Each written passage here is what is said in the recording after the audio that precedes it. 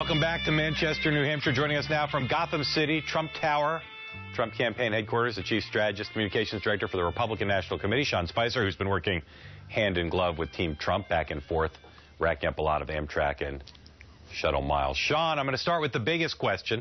We talked earlier, for Donald Trump to get to 269 electoral votes, he needs to win every state where he's even, ahead, or down in the Real Clear Politics average by 2%. What makes you able to argue with a straight face that Donald Trump is going to win every state he needs to, where he's down in every public poll average by 2%?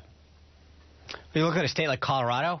We just won the early vote there, closed today, up by 7,000. That's unprecedented.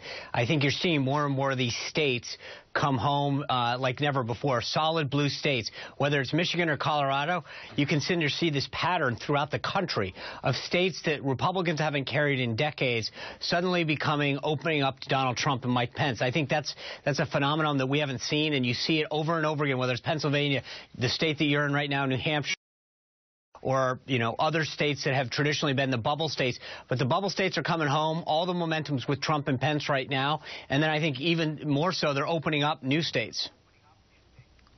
I know you all like to cite national polls that show Donald Trump ahead or even, but the national polls that I've over the years relied on, and the spate that came out today, including ours, shows Donald Trump down 3 or 4 points in the national poll. Do you see a scenario where Donald Trump might lose the national popular vote but still win 270 or more electoral votes? Well, I think, first of all, I think what we're focused on here are states. And I know that, yes, we do to cite some of the national polls from time to time. But I think what the focus here has been is how many paths to 270 do we have? And that path has gotten wider and brighter every day.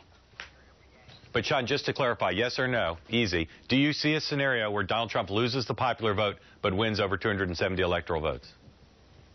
Honestly, Mark, I haven't even thought of it. Literally all the math that we're focused on here is 270, so we're not looking at popular vote. So I don't know if California turns out. Take a second and think about it now. Is it possible? Sure, of course it is. I mean, you can ask President Gore. It's possible. Of course it is. But I don't think that anybody here or anyone in the field is focused on popular vote versus electoral college. We are focused 100% on the multiple paths to 270 and beyond. Sean, I want to ask you about Director Comey and the FBI investigation. It seems to me that I've criticized both the Democratic campaign and the Republican campaign for liking Comey when the news was stuff that was favorable to them and disliking him when the news was not favorable. What I've heard from the Trump campaign, it seems to me, is criticism of Comey back in July. Suddenly he became a great, fine, upstanding American about 10 days ago, and now again he's part of a rigged system. How is it that as a voter, hearing Donald Trump and others around Donald Trump and his views on Comey, how can anybody take him seriously when his outlook on Comey seems to be determined by whether or not what he's doing is politically advantageous or disadvantageous to Donald Trump? Well, because I think back in July, Director Comey laid out a very clear case of gross negligence. He went one by one all of the actions that Hillary Clinton had done that sort of seemed to meet a very clear standard of gross negligence. And then the conclusion he came to was quite the opposite. I think, and by a lot of Americans, it wasn't just Donald Trump. I think most people sort of looked at that and said, wait a second, I don't understand how you can lay out such a clear case of recklessness and mishandling classified information and then come to a conclusion that doesn't otherwise suggest what you just laid out. Then I think when he said, I've found more information, I'm going to open it up, I think we said, wow, actually that seems to make sense. And then since that happened, you found out that her maid was printing off classified information. Anthony Weiner, who was sexting with underage children, had access somehow to some kind of emails or not. And I think that we thought, oh my gosh, you can't come to another conclusion that's not otherwise in that direction. So I think it's frankly baffling to see over and over again the case being made for gross negligence and then a conclusion coming to that's otherwise. So I don't know that it's just Donald Trump. I think a lot of Americans look at the case that was made and try to figure out how you can come to a conclusion that doesn't suggest that she had mishandled classified information. You use words like reckless and then don't jump to a conclusion that says we must take further action. Right. I guess, Sean, it doesn't really kind of explain the period of time for the last 10 days in which Director Comey was suddenly like the greatest thing since sliced bread from your guys' point of view. But if you actually, but John, with all due respect, I mean, what he said was that I think he might, I mean, he said maybe it isn't as rigged as I thought it was. Maybe he's going to do the right thing. I think he did put a lot of hope in people who had thought that he made a mistake or came to an ill-timed conclusion in July. I think he resurrected some hope. And so I think that when he then suddenly mysteriously was able to go through 650,000 emails and come to a real rushed conclusion, it kind of continues to baffle people how this is being handled. Sean, I know you, like this program, spent most of your time thinking about the presidential race of late, but let me ask you about the Senate. Which of your Senate incumbents do you consider the most endangered right now? I think Mark Kirk's going to have a tough time in Illinois, but we've known that for a long time.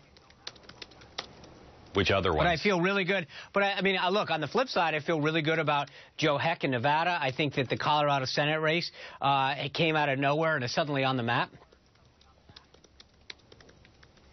So are there any other ones of your incumbents that you're worried about tonight? Of course there are. Besides Mark Kirk. I think. Which ones? But I mean, I think Ron Johnson's been a fighter. He's taken a state that everyone, put him for dead a few months ago. He's fought hard, continued to be that outsider, and talked about a record that he's had over the last 6 years fighting for the people of Wisconsin. I think he's kept a race like that unbelievably competitive going into the final stretch. Pat Toomey's run probably one of the best campaigns, bar none, either party in cycles. And I think he's going to be a highlight of ours tomorrow when he wins. Sean, let me ask but those are all races that are going to be tight, absolutely. Let me ask you one more question. We've seen in modern American history things like Florida, or in Florida specifically, nothing quite like that, where there was a contested challenge. But we've seen other losing presidential nominees walk away from contesting states. Do you think that the RNC, Mr. Trump, will be inclined to look for places to contest or inclined to accept the results even if there's some question about how a particular state conducted its vote? Well, I guess what you're asking is if there's a questionable outcome, i.e. there's a recount that's required by law, or then we're going to exercise every right to make sure that everyone's vote was counted. But I think you'd be silly, anybody would be silly to walk away from that. But attitudinally, are you looking to make challenges, or are you looking to accept what state elected officials or election officials say? Well, attitudinally, I'm looking to win this outright so that we don't even have to deal with that. But I think if there's a case where it comes down to sort of a rounding error or there's impropriety, of course everyone's going to exercise the rights that they have under the law. I don't think you don't go into a race thinking like that. That's just not the mentality. You go in knowing that you're going to win. I think we feel very confident in the ground game that we have, and I think we're going to turn out the voters and win decisively.